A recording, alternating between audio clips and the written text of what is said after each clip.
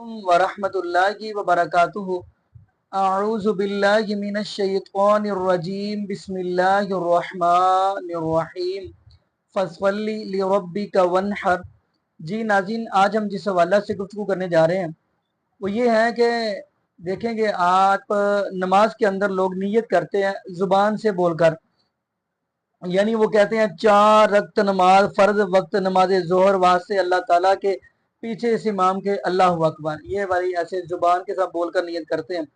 آیا کہ یہ زبان سے بول کر نیت کرنا جائز ہے؟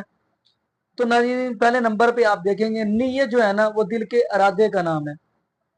زبان سے تو کی شریعت سے یہ ثابت ہی نہیں کہ بندہ زبان سے بھی بول کر گئے۔ تو ایسے ہی ناظرین امام ابن قیم رحمۃ اللہ لکھا ہے کہ نیت کسی کام کے قصدن پختہ ارادے کا نام ہے۔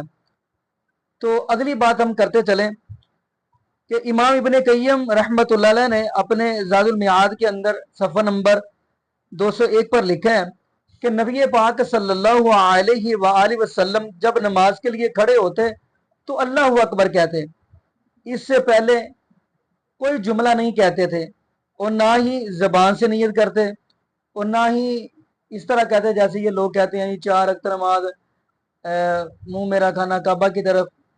تو ایسے جملے یہ نبی پاک صلی اللہ علیہ وآلہ وسلم سے ثابت نہیں ہے۔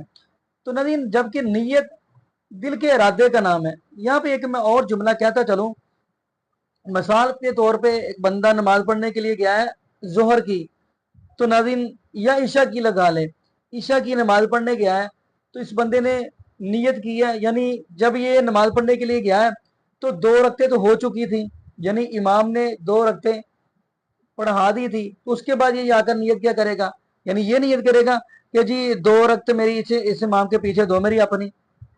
یعنی یہ پتہ یہ چلتا ہے کہ نیت جو ہے یہ دل کے ارادے کا نام ہے، یہ زبان سے بول کر بولنا یہ شریعت سے ثابت ہی نہیں ہے۔ اور اگلی بات، نماز ساری عربی میں ہے اور نیت ہم زبان کے ساتھ اردو کے اندر بول کے کر رہے ہیں۔